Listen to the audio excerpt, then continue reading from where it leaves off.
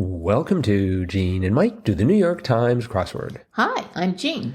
And I'm Mike. And today we are doing the crossword for Sunday, April 20th, 2025. So, on this Easter day, Yes, did you do the crossword? I did do the crossword.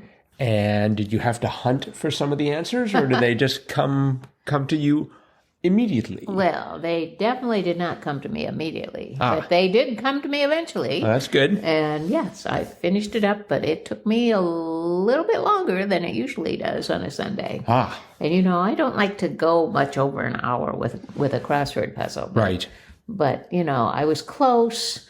I had filled it in. There was a mistake. There were actually about 3 or 4 mistakes. Mm-hmm. I had trouble finding them, but I eventually found them and got it to solve. But it took me about an hour and a half, which is a little beyond my patience with a crossword sometimes. Yes. Well, as you know, I'm willing to work 5-6 hours. Yes, I know you are. And then it's time to sort of give it up. My problem was I started this while en route and at various airports and in airplanes in between those airports. And it was very hard to concentrate. I am sure. I wanted to turn around to the people making noise around me and say, hey, can't you see someone trying to solve a crossword? Have a little respect. Yes. Fortunately, I had my AirPods and white noise, so I could make them disappear in an oral sense anyway. That's good. But I think the reason I had so much trouble with this was the theme. The theme was a tricky one. Yes. Yeah. It was amazing, though. I don't know that we've ever seen a theme quite like this. But anyway, the title was Double Vision, and that is definitely what you see in the themed clues, because the themed clues, the answers were quite long, but the first syllable of the answer was repeated, and then the second syllable of that was repeated again. So you were saying 2 words twice. And an example would be the first one, 25 across. And of course, to get these answers, some of the clues were pretty far out. Yes. Like the first one, 25 across. Group that Tiger hires to install wall art. And the answer to that was Wood Screw Crew. Yes. Woods Screw Crew. Okay. The next one was a lot easier for me to understand, and that was where one of my mistakes was, and I knew it was a mistake because it was a misspelling, and I figured it out because it wasn't identical to the rest of the answer. But 41 across. Send fan mail in mass to Monty Python production. And that was spam a lot. So, spam a lot. So, then we had 60 across, which was angry early president can be seen now in TV footage. And that was Madison is on. Yes. Madison is on. Okay. And then we had 85 across, which was hot-headed liberal politico who's eager to hear. And that was demagogue. And we had 104 across, which was a pharmacist comes through for customers. And that was procures cures. And then we also had 122 across. Editor's strike was red redaction action. And then we also had one going down, 3 down, was email era. And that was postage age. So, I'm sure those are all debut answers. Absolutely. Every single one of them. I kind of gathered that. But actually, we had one other one, by the way. We had 56 down. That's right. 56 down was the WHOOPIEPIE one. So wheat. I love this sandwich cookie. And that was WHOOPIEPIE. That one, you don't really say them the same, but WHOOPIEPIE. But they look the same. Pie. So Anyway, I am sure, a very entailing crossword to construct. Just, thinking of the answers and the clues for the theme would take a long time. Right. And then getting them to fit into a grid would have certainly been a challenge. But somehow Victor Schmidt and Tracy Bennett accomplished said task. Very good. Very good. Well done, you two. Yes, indeed. Yes, I had trouble with... I didn't really grok what was going on with the theme for a while. And I started with 3 down, email era, and I had post. And so I thought it was going to be like postal time or something like that. Oh, I didn't realize exactly what was supposed to be repeating. And with Mad Madison, it's just like angry early president, just like, okay, if it's not Abraham Lincoln or George Washington, I'm in trouble. But somehow I got enough letters that just like, oh yeah, Madison, as in capital of Wisconsin. Yes, so that is correct. that should have come to me a little more readily. And then the one with the pharmacist, I thought it was going to go secures cures because he was able to get a hold of them. And then I thought it was going to be something like I had PDoc secures cures. PDoc. Right. So I figure I'm trying to figure out what's the name for a pharmacist that isn't pharmacist, and druggist wasn't going to fit. And I had that O and felt pretty good about it. So I wrapped a D and a C around it to get doc because they are doctors, right? Pharmacist? I think so. No, I don't think so. They're not doctors of something? No. Doctors of pharmacology? No, okay. No, well, then anyway. They're pharmacists. I think some of them probably get doctorates, but I think for the most part they just get a degree in pharmacy. So. Well, anyway, my PDoc did not pan out, as it were. I guess not. And then for the red redaction action, at first I had eds. And I realized that editors was in the clue, so it probably couldn't be in the answer as eds. Right. Because Will has high standards, but I still went for eds. Because that meant that a 111 down singer with the 2021 hit album Solar Power. So I had an E at the end, and I didn't know what was going on with 128 across some surreal paintings. And so I invented a painting style called lapis, Lapis. Are you familiar with that? No. Yeah, I invented it. I did invent it. But I was sticking with lapis. I was thinking it was sort of like drawing dots. No, that's pointillism. Pointillism? Well, if you say pointillism and lapis, they sound almost exactly the same, except they're not at all. And so I had for 111 down, the singer with the 2021 hit album Solar Power, Adele. Oh. The only 5-letter singer I know. And it took me a very long time to backpedal to turn that into Lorde, Lorde. That's correct. Which made it a whole lot easier for 128 across. These surrealist paintings were dollies. That's right.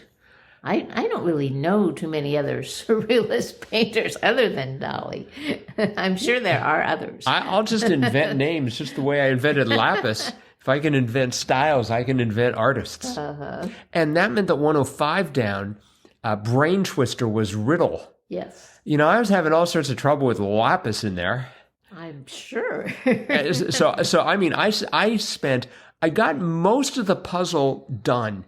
And after, I don't know, maybe an hour and a half, and the next 4 hours were devoted to like about 5 squares. Oh my. I just, actually, I think what saved me is I had supper at some point, and then I actually came back refreshed and was able to tear through it. But things like 70 down, they're short for a favorite.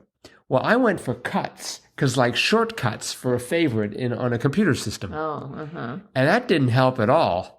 Because the correct answer was odds. Odds, yes. And part of my problem was, so the O of odds came out of 70 across, go beyond the opponent's baseline in tennis. That's an overhit. Yes. Which I have not heard of until just now. And then the one underneath it, a 78 across, like Tommy and the Who's 1969 rock opera.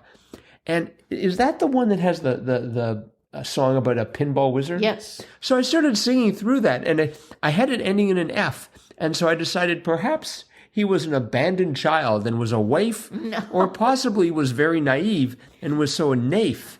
So I had that, and then I didn't know what to do about the one beneath that, like in slang.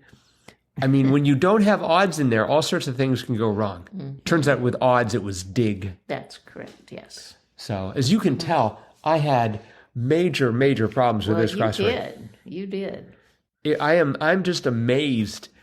You know, again, I was just worn out from travel. So for instance, for 72 down, the common salad add-in, I could not think of that. I had a T and an O, and I was thinking it was like Tolaine or Tomaine. Tomaine. Like the poisoning. Well, you see, that was the problem with that.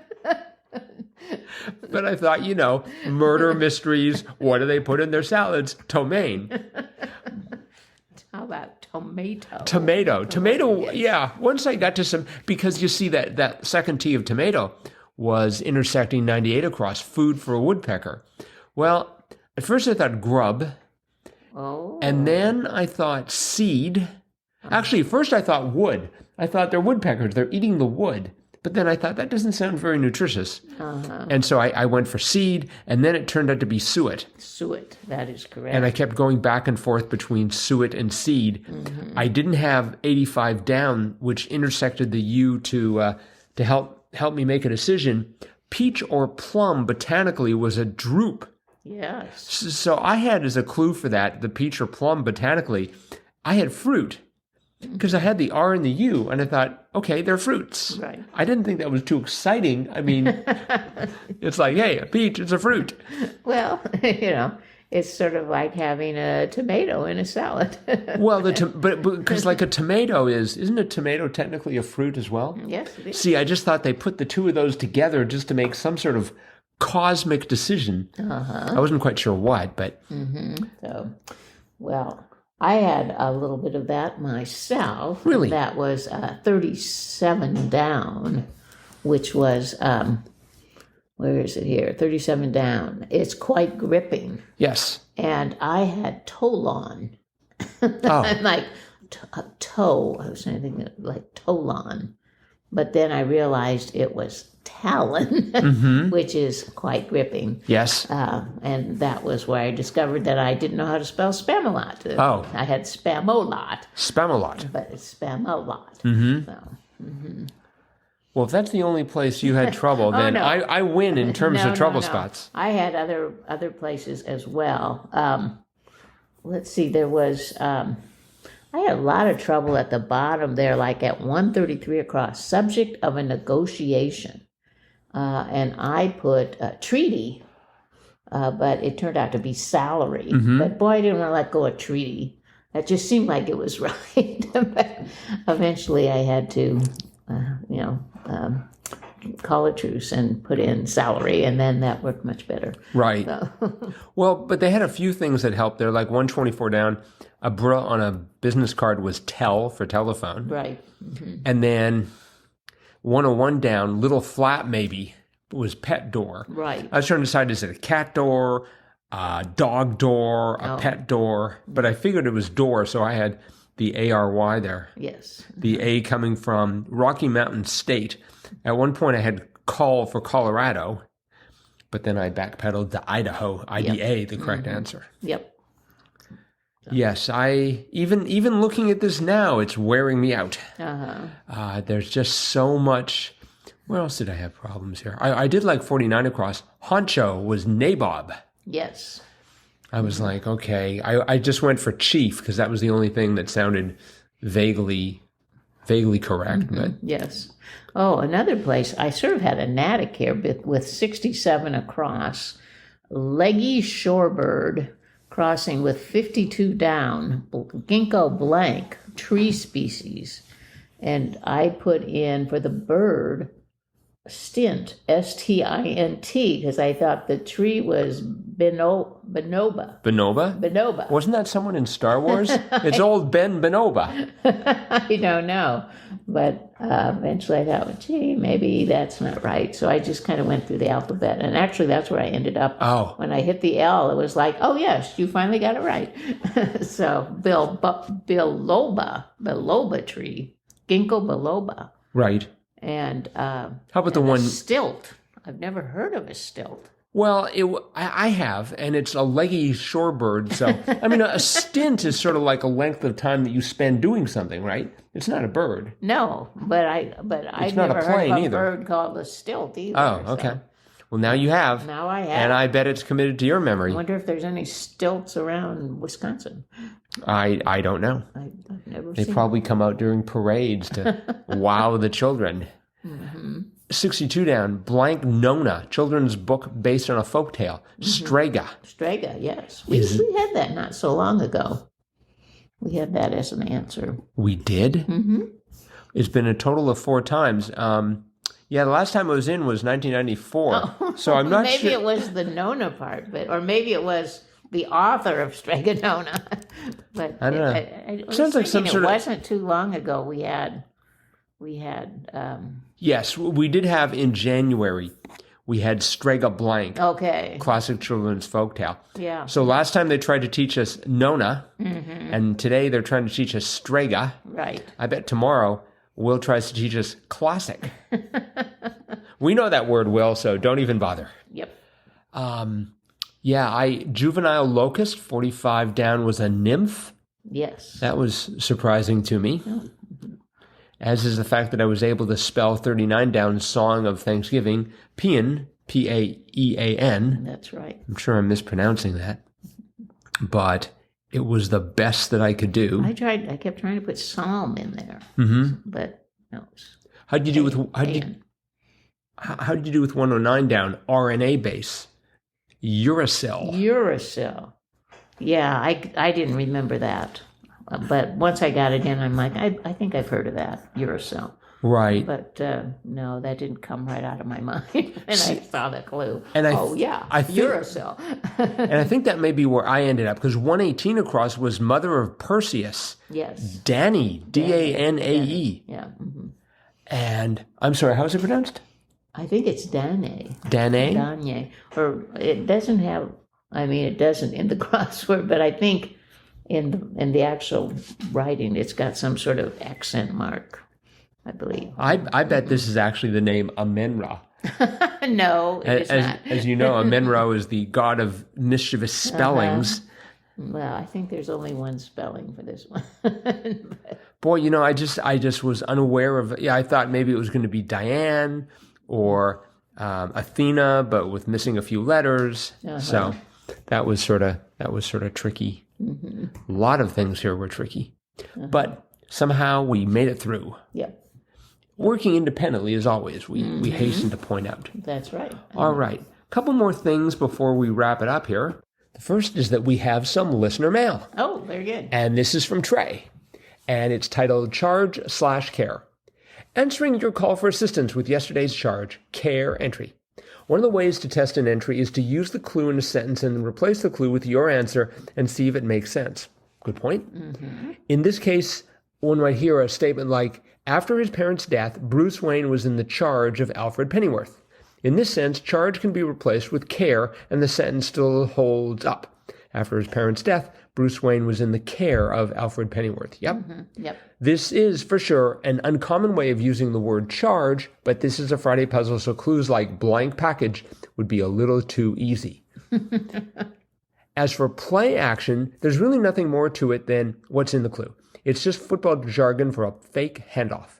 In my opinion, the term is nothing more than puffery intended to make coaches feel more intellectual and is akin to using terms like a waste management technician to describe the person who rides in the back of the truck and collects the trash, for whom we are very, very grateful because I think, what did they say? Civilization is like 3 garbage pickups away from catastrophe. Oh, really? I could go for days on the negative impacts of jargon on our society, but this is a crossword podcast, so I'll stop here. End of rant. Your jargon-busting fan, Trey. Well, thank you, yes, Trey. Thank you so much. Mm-hmm. And let's see, that reminds me of one more thing. Our Triplet Tuesday contest is still going strong. Yep. And you have till Tuesday to submit.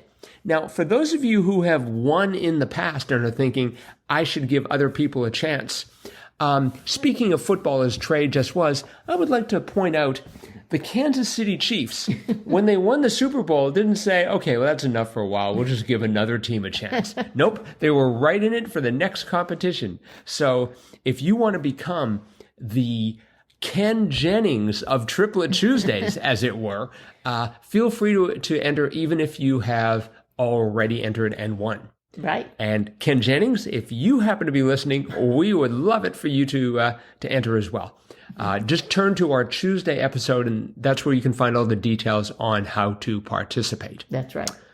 That is it for today, then. So thanks, everyone, for listening. We will be back again with our cutting-edge analysis of tomorrow, a.k.a. Monday's crossword, tomorrow. Bye-bye.